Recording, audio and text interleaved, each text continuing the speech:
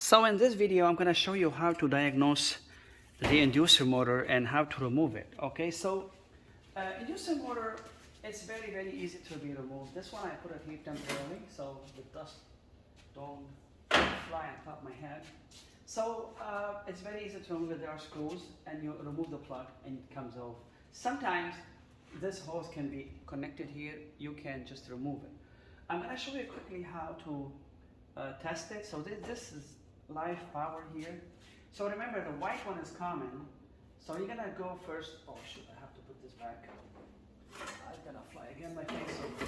So common is, the white one is common, the red one is low speed. So if you see, if I put the red one first, you're gonna see the motor is gonna run smoother and quieter. Right? Now this is first stage. Now watch the second stage, it's very strong. Black and white is high stage. Okay? So in this case, we have this, you know how to check it. Now a lot of times this is gonna make noise or squeaking noise. You can put some oil, if you know where. Actually there's in the middle here, behind this, there's a small bearing. If you put a couple drops, put some napkin here, and also there's another bearing inside. I will show you later when I remove it.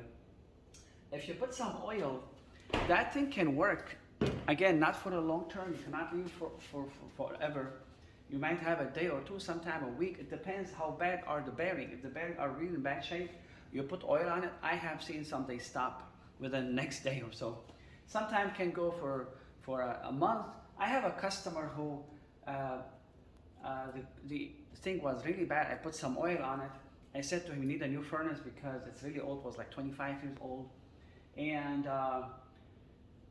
after that, I told him I can put some oil on it. It's gonna work, but again, I don't recommend it because you have kids, you have family, and it's Chicago. It's like 10 below. You don't want to take a chance.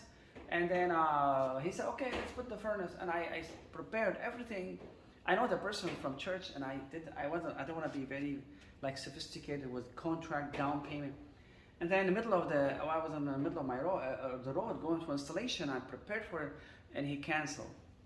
And then anyway, he said, and the problem is, he said to me, hey, you know what? It's working. You put some oil. Why you have to make me replace the furnace? I said, no problem, my friend. You know, you should tell me earlier, not now, because I already bought everything.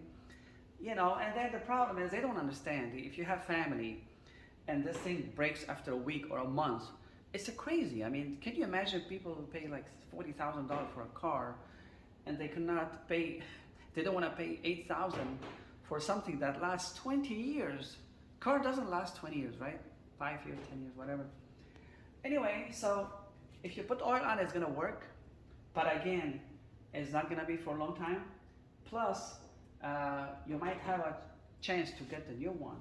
A lot of times something can be stuck inside. A bird can go in there. You know, birds usually look for a warm place. If your chimney is not made like an anti-bird or anti-mice or something, the bird can go inside. And they will keep going down, hoping they're gonna find an exit somewhere, and they will stuck in here, and eventually they're gonna die. A lot of time you can smell it. A lot of time when I go to a job, especially in a furnace like it's 5 years old, not too old, I can smell the flesh of the bird, the smell. So if it's a new, fairly new, 4, 5, 6, 8 years, if this is humming like, I will show you in a minute. When this is humming like this, something is stuck in here. Usually, most cases it's a bird, or sometimes the chimney is deteriorating, and a lot of stuff are falling all over the place. This can be pitched like this sometimes, and the dirt can travel in it. Okay. And other than that, I think usually these are all the things you need to know about it. Sometimes with the AC, you have a coil. You know, if you have AC, you know there's a coil on top of here. There's a condensate pipe.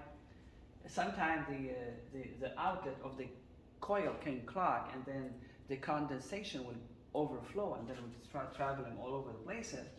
And sometimes they go into here sometimes, and they start damaging the wheel. If the wheel is out of balance, it's gonna cause a lot of problems. So let me show you how you remove the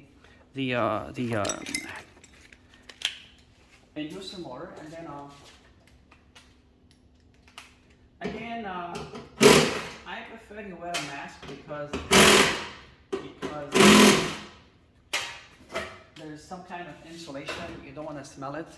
Again, I don't want to scare you, but long time ago we all heard about the what do you call that thing? The asbestos.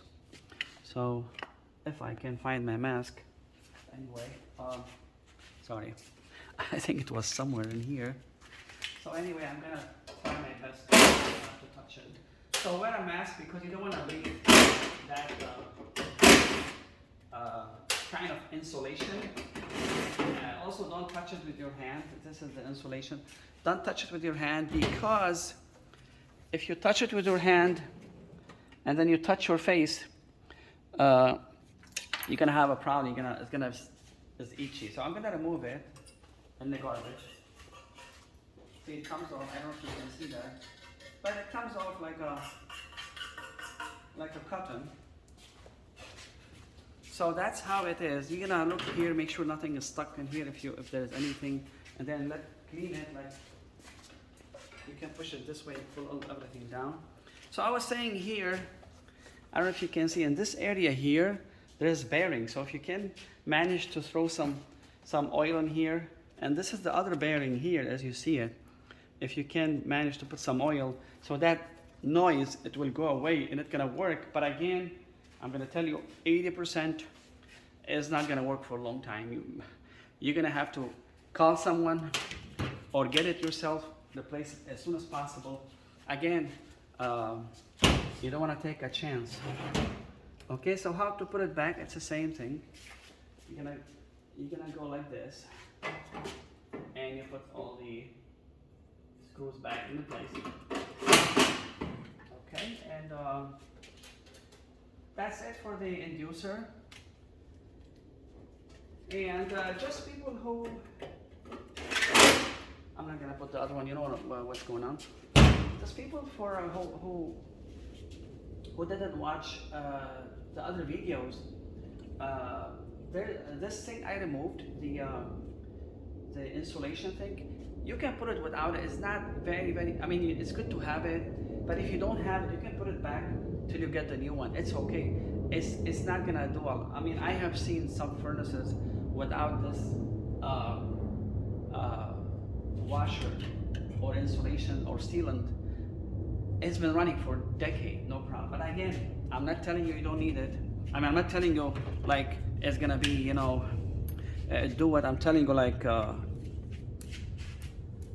I'm not saying it's a good idea, but again, you have to make sure when you get the new one, you can put it. Okay, that's all for now. And I'm trying to remember if there's anything I can tell you. Oh, regarding checking this one, if you don't have a probe, you can put it back. You can cut it somewhere and connect it directly to the wire and test it and put it back. Or if you want to remove all these wire ties, go back to the plug, which is here, and then unplug it and leave these alone without cutting them. You need to have a plier like this that usually I use it to, basically what it does, it strips the wire without causing any, without cutting it like this. See, it gives you a space. If you have an alligator clamp, you can use it. So you can leave this alone as long as you know where the plug is. Remove it because you don't want power to go back to the control board, and you can do it and put the clamp on. Okay. So red is a low speed, black high speed. Now the next video will be for the pressure switches. Thank you.